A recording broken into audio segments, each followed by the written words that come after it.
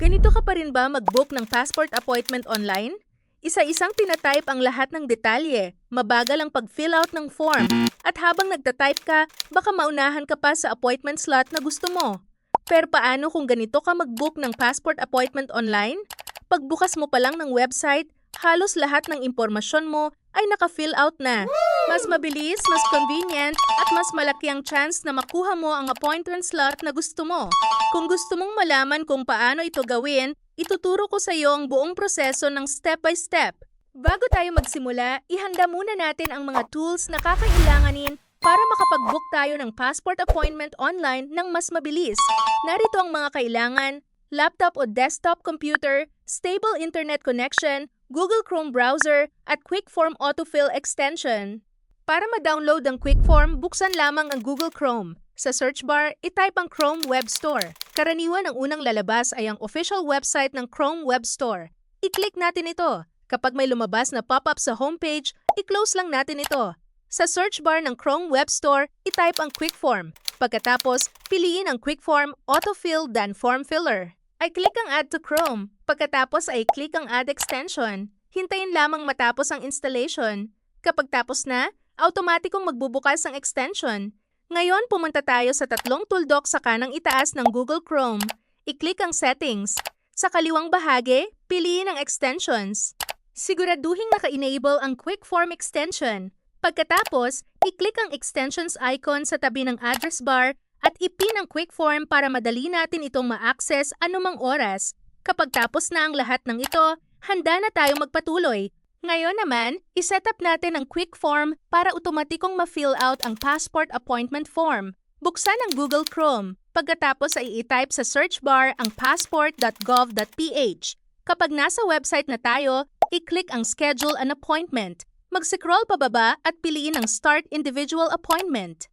Sa page na ito, i-click ang drop-down menu at piliin ang DFA site na pinakamalapit sa inyong lugar. Sa tutorial na ito, antique ang gagamitin nating halimbawa. Kapag napili na ang site, mag-scroll pababa. I-check ang checkbox kung sumasang-ayon kayo sa mga kondisyon at pagkatapos ay i-click ang Next. Ngayon, pumili tayo ng petsa at oras na gusto ninyong appointment. Pagkatapos, i-check ang checkbox at sagutan ang hinihinging verification. Kapag tapos na, i-click ulit ang Next. Kapag nasa personal information page na tayo, i-click ang QuickForm icon sa toolbar ng Chrome. Pagkatapos, i-click ang Advanced, i-click ang Click Here. Kung may lalabas na pop-up, i-close lang ito. Gumawa ng bagong profile, i-click ang Add New Profile. Sa profile name, maaari kayong maglagay ng kahit anong pangalan na madali ninyong matatandaan. Halimbawa, ilagay natin ang passport. Ilagay ang URL ng passport appointment page sa URL field. Ilalagay natin ang link ng mismong passport online appointment page. Mahalaga ito dahil dito magra-run ang QuickForm profile na ginagawa natin. Para makuha ang URL, bumalik tayo sa DFA Passport website at i-copy ang address sa browser. Kapag tapos, bumalik sa QuickForm at i-paste ang URL sa tamang field. Kapag tapos na, i-click ang Save Changes. Simula ng pag-configure ng mga field ngayon, bumalik tayo sa Passport Appointment website.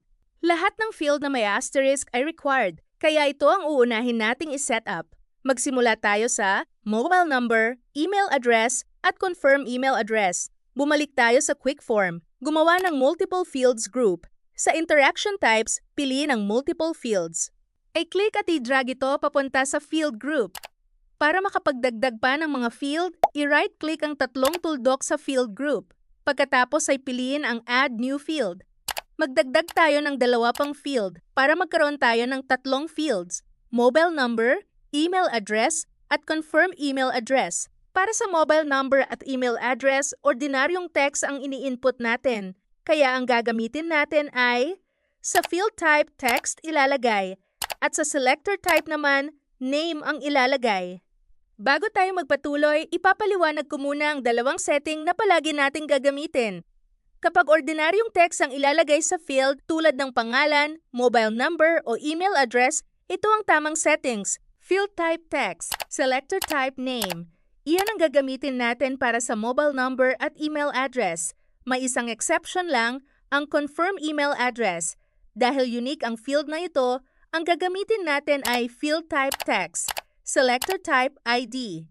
Ang ID ay isang unique identifier na ginagamit para eksaktong mahanap ng quick form ang tamang field sa web page. Ngayon, kunin naman natin ang selector ng mobile number. Bumalik tayo sa passport appointment website. Ay right-click ang mobile number field, pagkatapos ay piliin ang inspect. Sa developer tools, hanapin ang name attribute ng mobile number. Kapag nakita na ito, i-copy ang value nito. Tandaan, wala itong space. Pagkatapos, bumalik tayo sa quick form at i-paste ito sa selector ng mobile number. Gawin din natin ang parehong proseso para sa email address. I-right-click ang field. Piliin ang inspect. Hanapin ang name attribute. Pagkatapos ay i-copy at i-paste ito sa tamang selector ng quick form. Pagdating naman sa confirm email address, may kaunting pagkakaiba. Sa halip na name attribute, ang kokopyahin natin ay ang ID attribute. Ay right-click ang field. Piliin ang inspect. Hanapin ang ID attribute, pagkatapos ay i-copy ito at i-paste sa selector ng quick form. Hindi muna natin ito ifa-fast forward para masundan ninyo ang bawat hakbang. Sunod naman nating iset up ang last name, first name, at middle name. Pareho lang ang configuration nito sa mobile number at email address. Dahil ordinaryong text lang ang inilalagay dito, ang gagamitin natin ay field type, text, selector type, name. Bumalik tayo sa quick form. Ay right-click ang tatlong tuldok, pagkatapos ay piliin ang Add New Field. Magdagdag tayo ng tatlong fields para sa last name, first name, at middle name. Pagkatapos, itakda ang bawat isa sa field type, text, selector type, name. Ngayon, kukunin natin ang name attribute nila. Balik tayo sa passport appointment website. Ay right-click ang last name field, pagkatapos ay piliin ang inspect. Hanapin ang name attribute at i-copy ang value nito. Bumalik sa quick form at i-paste ito sa selector ng last name.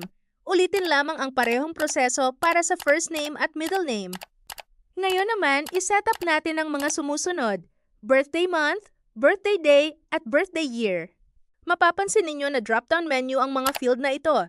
Dahil dito, ibang settings na gagamitin natin. Field type, select. Selector type, CSS selector. Ano ang ibig sabihin ng select at CSS selector? Select ang ginagamit kapag ang field ay isang drop-down menu kung saan pipili lamang tayo ng isang option. Samantala, ang CSS selector ang ginagamit ng quick form para mahanap ang tamang drop-down sa webpage. Halimbawa, ID attribute, birthday_month, CSS selector, #birthday_month. Mapapansin ninyo na nilalagyan natin ng hash ang unahan ng ID. Ito ang tamang format ng CSS selector. Ngayon, bumalik tayo sa passport appointment website. Ay right-click ang month field, pagkatapos ay piliin ang inspect. Hanapin ang ID attribute, pagkatapos ay i-copy ang value nito. Halimbawa, birthday_month. Bumalik sa quick form. Bago ito i-paste sa selector, lagyan muna natin ng hash sa unahan. Magiging ganito ang ilalagay natin, #birthday_month. Ulitin lamang natin ang parehong proseso para sa birthday day at birthday year. Kopyahin ang kanilang ID attribute, lagyan ng hash, at i-paste sa selector ng bawat field. Ngayon naman, iset up natin ang civil status, birth legitimacy, province at city municipality. Pareho lang ang proseso sa ginawa natin kanina para sa date of birth. Bumalik tayo sa quick form. Ay right-click ang tatlong tuldok, pagkatapos ay piliin ang Add New Field. Magdagdag tayo ng 4 na fields. Dahil drop-down menu rin ang mga field na ito ang magiging settings natin. Field type, select. Selector type, CSS selector. Balik tayo sa passport appointment website. Ay right-click ang civil status field, pagkatapos ay piliin ang inspect. Hanapin ang ID attribute at i-copy ang value nito. Pagkatapos, bumalik sa quick form. Bago ito i-paste sa selector, lagyan muna natin ang hash sa unahan. Ulitin lamang natin ang parehong proseso para sa birth legitimacy, province at city municipality. Ay right-click ang field. Piliin ang inspect. Hanapin ang ID attribute. I-copy ito. Lagyan ng hash at pagkatapos ay i-paste sa selector ng quick form. Kapag tapos na ang configuration, lagyan naman natin ng value ang bawat field mula sa mobile number, email address, last name, first name, middle name, birthday, civil status, birth legitimacy, province at city municipality. Sa tutorial na ito, halimbawa lamang ang mga value na ilalagay natin. Kung mapapansin ninyo na iba ang paglalagay ng value sa mga drop-down menu, Sa halip na i-type ang mismong pangalan ng option, ang ilalagay natin ay ang value ng bawat option. Halimbawa, kung September ang birthday month mo, hindi natin ilalagay ang salitang September. Sa halip, ang ilalagay natin ay ang value number nito. Halimbawa, September equal 9. Ganito rin ang gagawin para sa birthday day at birthday year. Para sa civil status, letter ang ginagamit na value. Para malaman ang tamang value, i-right-click ang field, piliin ang inspect, at hanapin ang value ng bawat option. Halimbawa, kung single ang pipiliin natin, ang ilalagay sa quick form ay letter S. Ganito rin ang proseso para sa birth legitimacy. Ay right-click ang field, piliin ang inspect, at tingnan ang value ng bawat option. Kung legitimate ang pipiliin, ang ilalagay natin ay letter L. Para naman sa province, numeric value ang ginagamit. Para malaman ito, bumalik sa passport appointment website. I-right-click ang province field at piliin ang inspect. Mag-scroll ng kaunti hanggang makita ang listahan ng mga option. Hanapin ang province na gusto mong gamitin at tingnan ang value nito. Halimbawa, Rizal equals 65, kaya ang ilalagay natin sa value ng province ay number 65. Pareho rin ang proseso para sa city municipality. Ay right-click ang field at piliin ang inspect. Kung hindi agad makita ang listahan ng mga option, i-click ang expand icon o 3 dots sa tabi ng element upang lumabas ang lahat ng options. Sa tutorial na ito, ang ngono ang gagamitin nating halimbawa. Makikita natin na ang value nito ay 1618. I-copy ang value na ito at i-paste sa value ng city municipality sa quick form. Kapag tapos na ang lahat, i-click ang save. Ngayon, subukan na nating i-run autofill ang quick form. Bumalik tayo sa passport appointment website. I-click ang quick form icon sa toolbar ng Chrome. Pagkatapos, i-click ang advanced at piliin ang run autofill. Mapapansin ninyo na gumagana ang quick form, ngunit medyo mabagal ang pag-fill out ng mga field.